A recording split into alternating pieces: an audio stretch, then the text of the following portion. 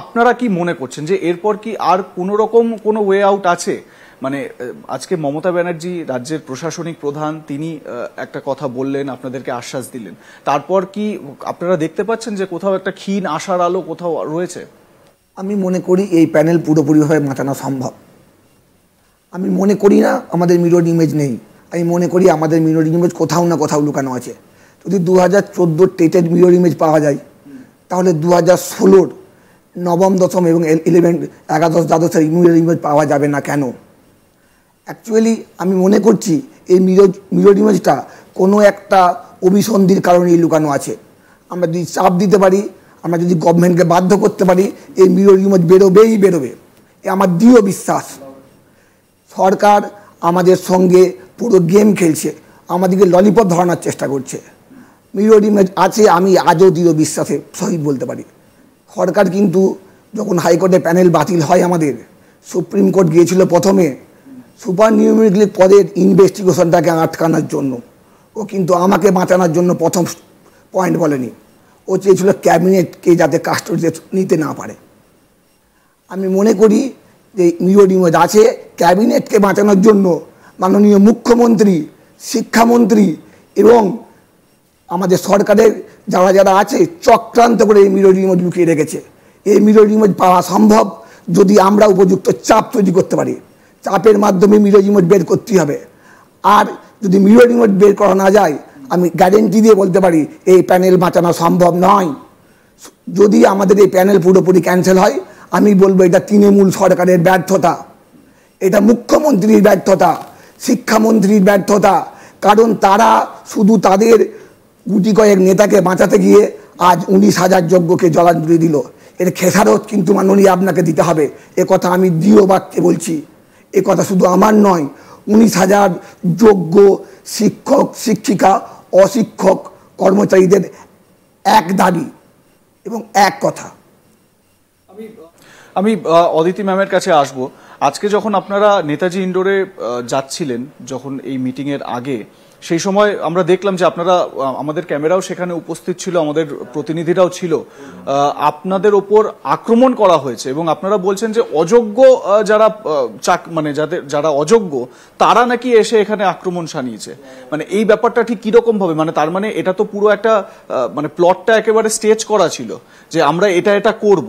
আপনাদের ওপর যে আক্রমণ করা হলো, এটা তার মানে পুরো প্রি প্ল্যান ছিল। দেখুন, যে আমাদের ডিপ্রাইভড টিচার যে তকমা দিয়ে যে আমাদের আজকে বৈঠকটা ডাকা হয়েছিল, সেই বৈঠকটা আমরা ডাকিনি, ডেকেছে সরকার পক্ষ। সেই বৈঠকে ঢোকবার পাস তারা ক্রিয়েট করেছেন, আমরা কিন্তু ইস্যু করিনি। আমাদের হাতে শুধু ট্রান্সফার করা হয়েছে।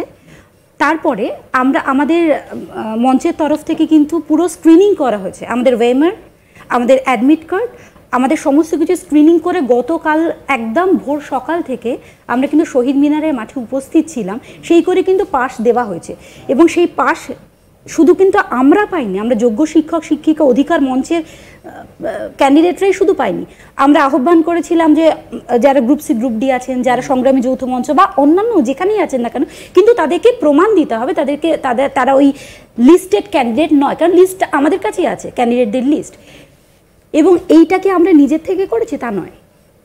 এই যোগ্যদের হাতেই শুধু পাস তুলে দেওয়া হোক, এইটাও কিন্তু সরকার পক্ষই আমাদের ওপর দায় দিয়ে মানে ভার দিয়েছিলেন। তাহলে তারপরে এই পুরো ঘটনাটা, তাহলে পাস কারা পাবে? শুধু যারা লিস্টেড ক্যান্ডিডেট নয়, আমি যোগ্য অযোগ্য বলছি না, যাদের অযোগ্য লিস্টে নাম আছে তারা পাস পাবে না, এটা সরকার পক্ষেরই দাবি ছিল। তাহলে আজকে যখন পুলিশ প্রশাসন একেবারে ঘিরে রেখেছে পুরো নেতাজি ইন্ডোর স্টেডিয়ামে পুরো গেটগুলোতে, আমরা যখন পাস নিয়ে ঢুকতে যাচ্ছি তখন দেখছি যে ওখানে যাদের কাছে পাস নেই, যাদের লিস্টে নাম আছে, তারা বিক্ষোভ দেখাচ্ছেন। তো এই বিক্ষোভ সামলানোর দায় কাদের ছিল? অবশ্যই পুলিশের, প্রশাসনের ছিল। তখন যখন আমরা বলতে যাচ্ছি যে এই যে আমাদের হাতে পাস আছে, তাহলে কি আমরা ঢুকতে পারবো না? আমাদের সঙ্গে এরকম আমাদের কার্ড ছিনিয়ে নেওয়ার চেষ্টা করা হচ্ছে। প্রশাসনের তরফ থেকে কিন্তু সেরকম সক্রিয়তা দেখা যায়নি। বিভিন্ন গেটে, মেন গেট ছাড়া অন্যান্য, আমি পুরো স্টেডিয়ামটা ঘুরেছি, কোন গেট দিয়ে ঢুকতে পারি। তো প্রশাসন সেখানে বলছে, বুঝতেই তো পারছেন ওরাও তো চাকরি হারা। তার মানে ঠিক এই জায়গা থেকে আমি স্যার আপনার কাছে আসবো, এই যে ওরাও তো চাকরি হারা। আজকে যতজন সিএম এর সঙ্গে দেখা করলেন, কথা বললেন, সবাই কি যোগ্য? মানে এই ভিড়ে অযোগ্যরা তারাও ঢুকে যায়নি পালে পালে, এটা কি একেবারেই অসম্ভব ব্যাপার? মানে এটা কোনোভাবেই কি, মানে এটা হতেই তো পারে। আমাকে দেখে হয়তো বুঝতেই পারছেন যে আমার ঘুম হয়নি সারা রাত। আমি 1 মিনিটের জন্য ঘুমাতে পেরেছিলাম ভোর 4:45টার সময়, সেই ঘুমটা আর হয়নি, কারণ ওই সময় আমাদের উপরে একটা হামলা হয়েছিল। একটা গ্রুপ তারা এসে, আমরা যে জায়গাটায় ঘুমাচ্ছিলাম সেখানে আমাদের পাসগুলো রাখা ছিল এবং তার পাশে কিছু অ্যাক্সেসরিজ রাখা ছিল। তারা পাসের ব্যাগ ভেবে অ্যাক্সেসরিজের ব্যাগ নিয়ে চলে যায়। আমরা পুলিশকে বলি সেই ব্যাপারটা, পুলিশ কিন্তু সেটা উদ্ধার করে দিতে পারেনি। কিন্তু সবথেকে বড় ব্যাপার হচ্ছে যে সারাদিন ব্যাপী কাজ করার পরে, রাতের বেলা, ইনফ্যাক্ট রাতেও কাজ করার পরে, ওই যে ভোরের একটু 1 ঘন্টা বা 2 ঘন্টা ঘুমাবো যেটা ভেবেছিলাম, সেই ঘুমটা আমাদের হলো না। সেই অবস্থাতেই কিন্তু আমরা সারাদিনের এই প্রোগ্রাম আজকে করছি। এবং আজকে আমাকে দেখে হয়তো আপনি বুঝতে পারছেন যে আমি হয়তো মাথাটাও ঠিকঠাক কাজ করছে না, মানে আমার চোখে ঘুম আছে, হয়তো দেখলে বুঝতে পারবেন। ঘুম আছে, ক্লান্তি আছে। এখন ব্যাপার হচ্ছে যে প্রথম থেকেই, ভোরবেলা থেকেই এই জিনিসটা চলছে। আমরা ভোরবেলাতেই আভাস পেয়েছিলাম যে এরকম একটা কিছু হতে চলেছে। তারপর আস্তে আস্তে আমাদের কাছে খবর আসতে শুরু করলো যে হ্যাঁ, ওখানে তারাও জমায়েত করেছে। এবং সত্যি কথা বলতে প্রথম দিকে যারা 4জন 5জন করে যোগ্য ক্যান্ডিডেট দিয়েছিল তারা কিন্তু আহতও হয়েছে বিভিন্ন জায়গায়, তাদের দ্বারা আক্রান্তও হয়েছে। এখন দেখুন, আমি সত্যি কথা বলতে একজন মানুষ হিসেবে আমি অযোগ্যদেরকে মানে কি বলবো, মানে তিরস্কারও করতে পারি না বিষয়টা, কারণ ওনাদেরও চাকরি গেছে। সত্যি কথা বলতে একজন হিউম্যান হিসেবে, মানবিকতার খাতিরে আমি তাদের জন্য আমরা বঞ্চিত সেটা আমরা জানি, বাট তারাও মানুষ, তাদের অবস্থাটাও আমরা বুঝতে পারছি। তারাও হয়তো বিভিন্ন জনকে টাকা পয়সা দিয়ে ওই চাকরিটা পেয়েছিলেন, ঘর বাড়ি বিক্রি করে সব কিছু, তাদেরও সর্বস্ব খুইয়েছে। তার উপর তাদের ডবল পানিশমেন্ট হয়েছে, তাদের কাছ থেকে টাকাও নেওয়া হয়েছে। যত 6 বছর শ্রম করেছে তারা, সেই পুরো টাকাটা তাদের কাছ থেকে নেওয়া হচ্ছে, প্লাস তাদেরকে আরও পরীক্ষায় বসতেও দেওয়া হচ্ছে না। তাহলে তাদের মানসিক অবস্থাটা বুঝতে পারছি, কিন্তু আমাদের মানসিক অবস্থাটা তাদের থেকে আরও সাংঘাতিক অবস্থা, কারণ আমরা যোগ্যভাবে চাকরিটা পেয়েছি। তাই আমাদের তো আরও বেশি ভায়োলেন্ট হওয়ার কথা ছিল, কিন্তু আমরা হচ্ছি না, কারণ আমরা ন্যায়ের পথে হেঁটেছি এবং আমরা নিজের দাবি, হকের দাবিতে চাকরিটা পেয়েছি, পড়াশোনা করে পেয়েছি।